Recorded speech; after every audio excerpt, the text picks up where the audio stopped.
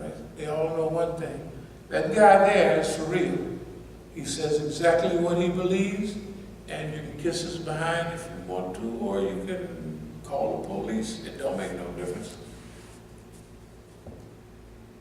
If you want the truth, you can ask him, do you like me? He'll says, I like you on Monday and Wednesday, but the rest of the week I don't like you at all. He's going to tell you this. Or, I like this, and I don't like that. But you're a Muslim, he's going to tell you, you don't have to figure out and have a big scheme to find out. And if you do have a scheme, you're not going to you're going to misinterpret the information. Let me keep on, I don't want to drift. But I want to explain some of these things that look like one thing. Now, I don't know what it says in Farsi, but I know, remember the little Iranian lady, the lawyer in California that I told you, the Black Dolly Parton? She says, oh, my mom just went to Masjid. So is her mother, she's raised in Tehran, but she's in the public defender's office. So they see all the pictures, she sees the Rahbar. So she sees a picture with Rouhani. Oh, you with Rouhani too? Because whatever they told us, yeah, that's my homeboy. That's Rouhani, that's my homeboy. So she took those close-up photos of this right here. When she translated to the whole office out there, I could tell the next day when I saw him. She told this nigga is a foreign ministry advisor. He's telling them on the front page what they should do in their country, what to do, what to avoid, and on and on and on, with expertise. This nigga here, whoever he is, he's not a standard East Oakland nigga. This nigga is on the highest level of diplomacy that you can get. He's telling them how to avoid this with America, how to do that. Okay, it's no big deal. We didn't tell Reuben, but Khatami and all the rest of them, we told them. What did they do to Khatami? What the hell is Khatami? Oh, we'll work with Joe to help get rid of the Taliban. We'll be friends. Signal diplomacy, remember those days? Soon as George get in there, you the access of evil. Now, the dumb Iranians think that, oh, that's Democrats and Republicans. The Democrats are good guys, and the Republicans are bad guys. You ever see the movie Geronimo when before they put him on the train, General Crook made a good deal with Geronimo.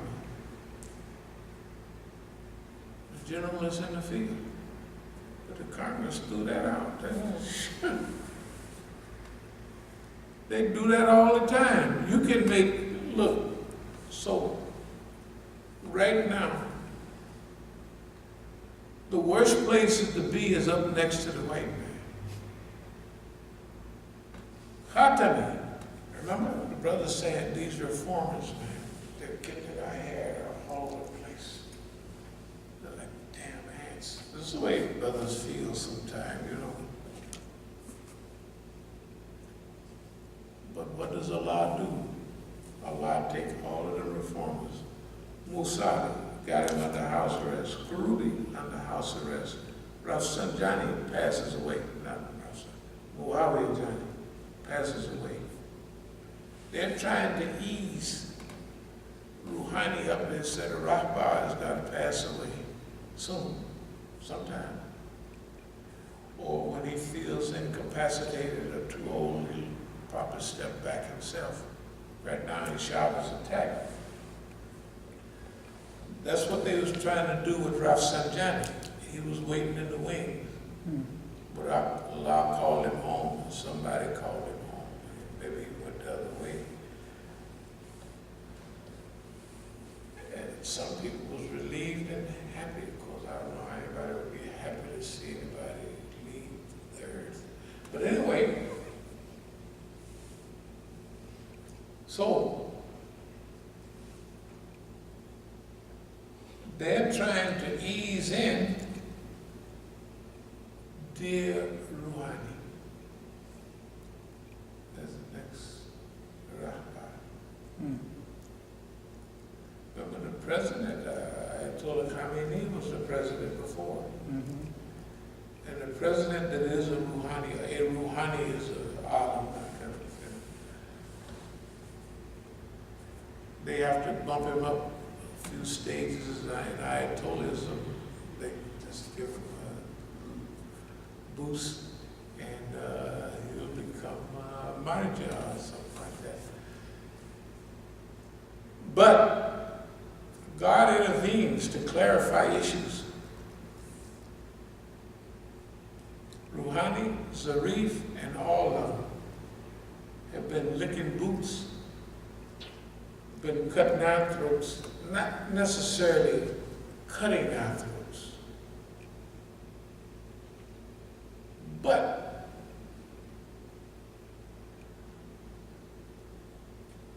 like Franklin Roosevelt, if he didn't want to deal with you, he'd just ignore you till you almost drop dead or die until it's cut. So what they trying to do, I told them, no, y'all can't do that. I tell them, I said, whatever happens, I've trained for this for years. And whatever y'all are doing, I've seen it. I said, you don't remember the lectures back in '86? I told them, because they are. I said, you guys are going home, we're going to stay here. The ones that stay here. I told them that because it's normal. They don't anticipate it because, see, this is their first time around. For me, it's the fourth, fifth time around. So I anticipate. That anticipation, what As-Sabiqun mean, we anticipate it. Now, I want to get to what, if you see this picture, you would think that, oh, the brothers want to get Imam abdul-Alim Musa in the newspaper and to show how much we love him. This is the same time they had the birthday party at the University of Tehran. That's when Marandi and all of them are. No, this one is to tell all of their friends. This is in the political paper. On the other part of the front page is Johnny Sadiq, the one. He's a Rouhani, he's an alim, and he's big time now. Not all of them are big time. But this is to let everybody know in Iran. This is to let all the brothers, the next time there's a big meeting of all of the brothers, every now and then there's a meeting of the brothers that went back. Okay, now, the last one we had, the street prayer was there, Zarif was managing it, and so Zarif said, Muhammad al-Asi says that the United States is going to invade Iran. What do you think? I said, it's impossible. I said, they would like to, but they can't. They're not going to do that. Don't worry about that. Let's say this was 5, 6 years ago. Easy. I said, they're not going to do it. And I give them reasons why. I said, they want to do it, but they can't do it. They've lost in Iraq. They've lost in Afghanistan. And I think Syria must have been, I said, too discombobulated. Yes.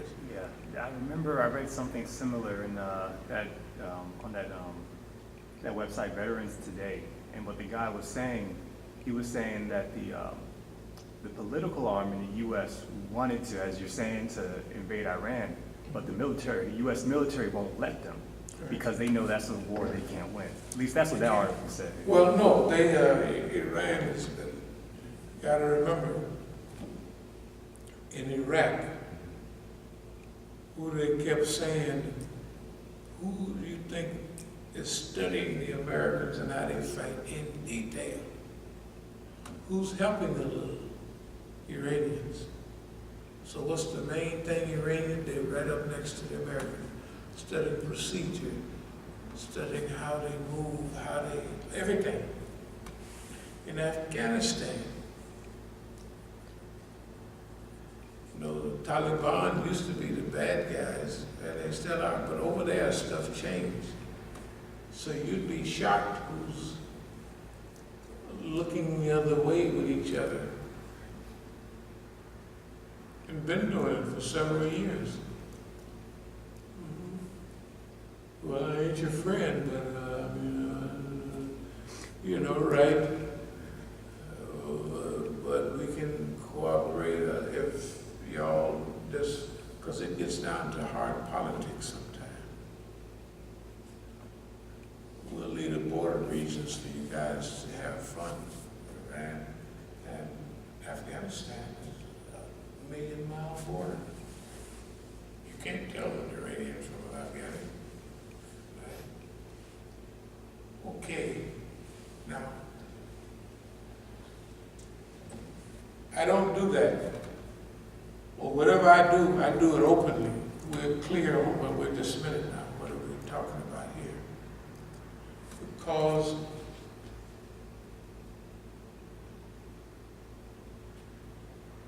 in the dunya and in the deen, I always kept things clear.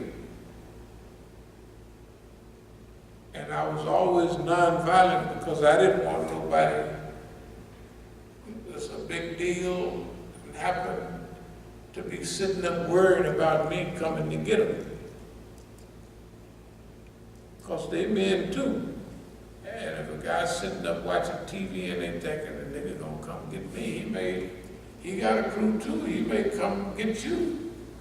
Or move to get you, right? So I always clarified things.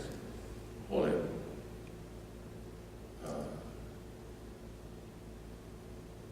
You owe me such and such. Are you going to pay up? Yes or no?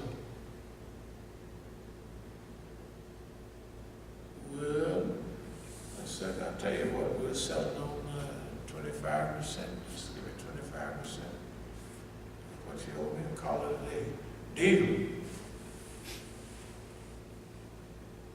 Why? Because I'm getting what I put into it, and I don't have no enemy.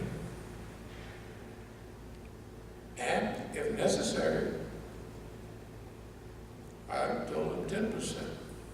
Well, I told him pay me in 15 years, anything. But I wasn't going to be shooting it out in the street with nobody. Another nigga for what? Okay. So all these, this is to warn everybody. This one, Hatami was so, I told him, just move and make sure you take my picture. The Rahbar, the little guy down. No. This is a subterfuge for this one. We're supposed to have a big meeting. They know about it. So at the conference, one of the big conferences, they wheeled me in to get a photo op. This is a photo op. This is not the meeting where you say, this is what's going on, that's what's going on. Because they're already in by then. and they know what's swirling around. This is a deception. Although, if you saw the other picture, you would see that the guys, that they really enthusiastic. The people know who it is. They know who it is. They know what's going on. But they got this. This is a subterfuge. They're going to give a photo op instead of the real deal. That's why everything is not what it looks like. Same thing with this. Everybody talked about South Africa raising money. So what the brothers do, street prayer them and all them hook up.